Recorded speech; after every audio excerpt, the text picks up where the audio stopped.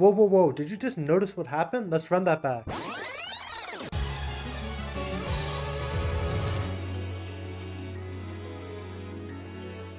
Did you catch that? Salazzle just outsped Regieleki. Could be possible, right?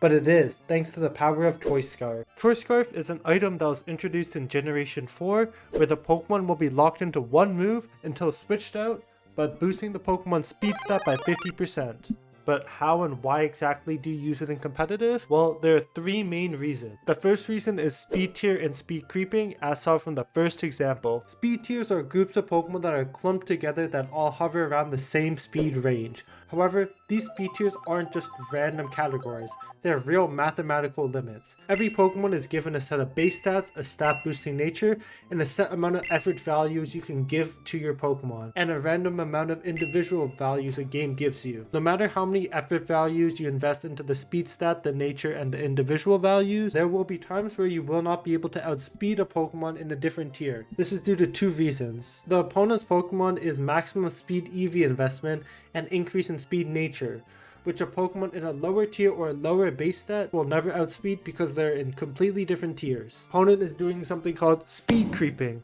This essentially means you invest just enough speed EVs to outspeed specific threats, especially those that sit right below their Pokemon speed tier.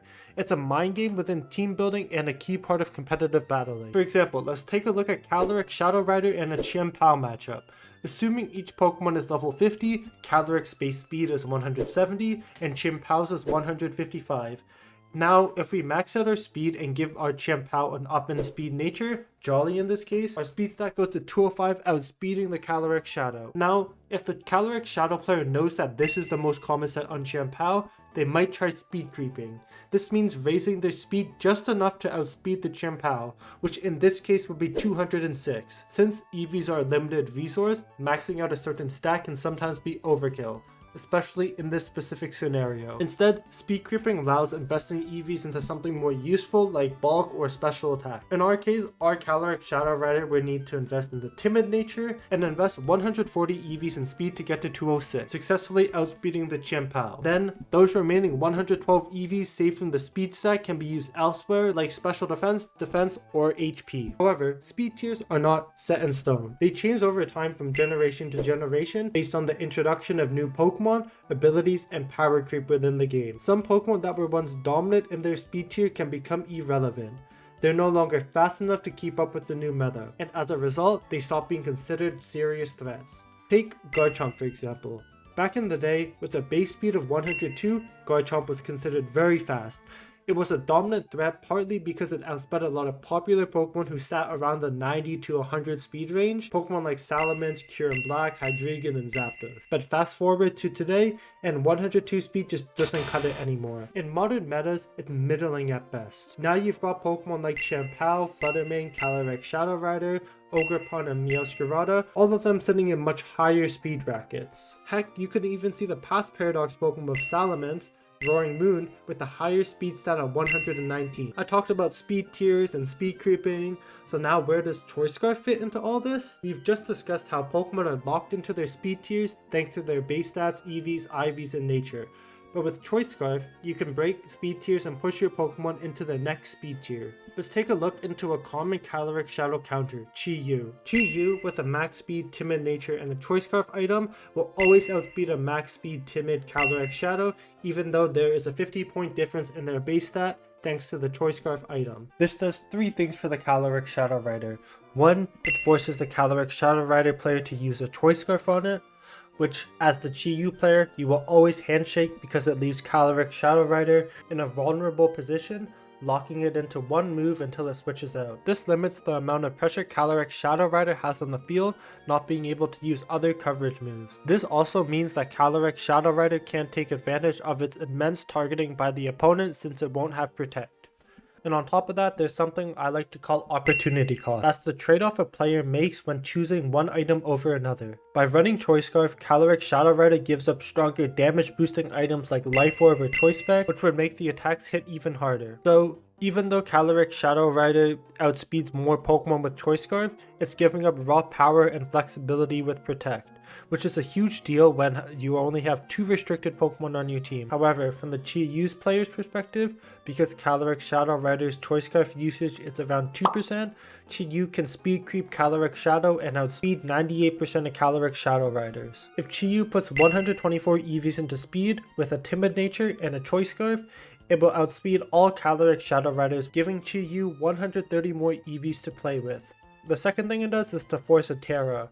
Another way Calyrex Shadow might try and survive Chi-Yu's pressure with a Choice Scarf is by terrestrializing into a type that resists or neutralizes Chi-Yu's Dark Pulse, Heat Wave, or Overheat. The most common Terra type on Calyrex Shadow is Terra Fairy, and that makes perfect sense because Calyrex Shadow is 4 times weak to Ghost and Dark. Fairy resists Dark, which is the most dangerous type in the current meta for Calyrex Shadow, thanks to threats in the current meta like Urshifu Single Strike, the Ruination Pokemon like Chien-Pao, Ting-Lu, Chi-Yu, and the ever so iconic Incineroar. And finally, it sometimes forces the Calyrex Shadow Riders to switch out because if they stay in, Calyrex Shadow risks getting knocked out or completely neutralized by Chi-Yu's faster Dark Pulse. But switching out isn't free because tempo is everything in a battle. Tempo is basically who is controlling the match at a specific point. It's not just about damage, it's about who is dictating the flow of decisions. Moves that influence tempo include Protect, Fake Out Pressure, Slow U-Turn, Volt Switch, and the overall pressure of the Pokemon. Moves like these let you disrupt your opponent's rhythm, forcing them into a position where they can't attack freely or must make cautious plays. So in a metagame where speed tiers are constantly shifting and players are always looking for tiny advantages through speed creeping, Choice Scarf acts as a powerful equalizer. It lets slower Pokemon leap into higher speed tiers and bypass the usual mathematical limits of base stats and EVs, but that's just one way to use it. Let's take a look at a more abstract use of Choice Scarf. The second use case of Choice Scarf is a surprise factor. As explained in the first point, when holding a Choice Scarf, it helps Pokemon break out of their preconceived speed tiers and bump them up into a different speed tier. When players are not playing in an open team sheet format, this unpredictability can completely shift the tides of the battle. When your opponent doesn't know you're holding a Choice Scarf, they'll base their plays on the assumption that your Pokemon is moving at its usual speed. Now, that's where the mind games begin. They may go for a safe move, thinking it'll hit first, only to get outsped and knocked out. On the other hand, if the Pokemon you switch into most commonly holds a Choice Scarf like Tapu Lele, Cortana, or Chi-Yu, your opponent might hesitate to make an aggressive play. That doubt alone is valuable as it creates pressure, and this is precisely where the mind games begin. Even if you're not actually running Choice Scarf, the threat of it can force defensive plays like Protect, Switches, or Terrestrialization. Choice Scarf introduces a layer of psychological warfare that's hard to quantify but easy to manipulate when your opponent is locked into a single move. The third major use of Choice Scarf is Trick, a move that lets you swap items with your opponent. This turns the downside of being locked into one move into a powerful weapon. The Choice Scarf is transferred to the opposing Pokemon, often crippling them by locking them into a single move. Trick is often used against defensive or slower Pokemon like Toxapex, Dondozo, or Amoonguss, who often rely on the flexible move usage and don't care about their speed. However, once these Pokemon are locked into one move like Baneful Bunker, Spore, Stealth Rock, or Toxic Spikes, they become sitting ducks and lose much of their utility. Even when switched back in, these Pokemon remain stuck with the Choice Scarf item, meaning their supportive role is permanently compromised for the rest of the match, unless they are knocked out or their opponent uses a move like Knock Off. This puts stall-oriented teams with supportive Pokemon in a tough position as their core disruptive moves now become liabilities. Trick also has great value against setup sweepers, catching something like a Dragon Dance Garchomp or a Swords Dance Kingambit mid-setup and locking them into said move, which will either force a switch out from the opponent or letting the Pokemon faint. Beyond disruption, Trick offers strategic flexibility. After scoring a key revenge kill or outspeeding a specific threat, you might not want your Pokemon to remain locked into one move. Using Trick lets you ditch the Choice Scarf at the perfect time, regaining full access to your move pool and pivoting to a more dynamic role. This transition can turn a fast but predictable Pokemon into a flexible endgame threat.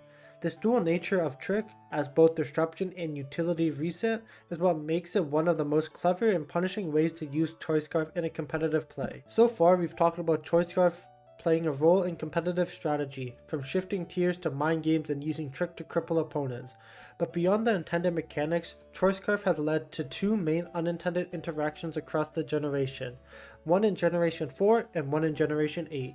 In Diamond and Pearl, there was a strange glitch involving U-turn and the item Choice Scarf. If a Pokemon holding the Choice Scarf used U-turn and switched into another Pokemon also holding Choice Scarf that knew U-turn, the incoming Pokemon would be locked into U-turn. I'm not exactly sure why this happens as a glitch, but I guess we could see an endless circle of Pokemon U-turning in and out in Pokemon Diamond and Pearl. In Pokemon Sword and Shield, another interesting interaction involving the Choice Scarf occurs when a Pokemon is holding a Choice Scarf Dynamaxes. This interaction leads to a temporary glitch where the effects of Choice Scarf are completely disabled during the Dynamax turns. When the Pokemon Dynamaxes, it temporarily loses the speed boost from the Choice Scarf and the move lock is lifted, allowing the Dynamax Pokemon to freely choose any move it wants. However, once the Dynamax period ends and the Pokemon returns to its normal size, the Choice Scarf effects are restored and it is locked into the move it selected before Dynamax. Ever since the release of Choice Scarf in Generation 4, it has remained an essential part of the competitive landscape, allowing players to break speed tiers, surprise opponents, or disrupt defensive strategies with Trick. This blue scarf adds layers of depth, strategy, and mind games to any battle. Now, if you liked the video, make sure you like, comment, and subscribe for more videos like this.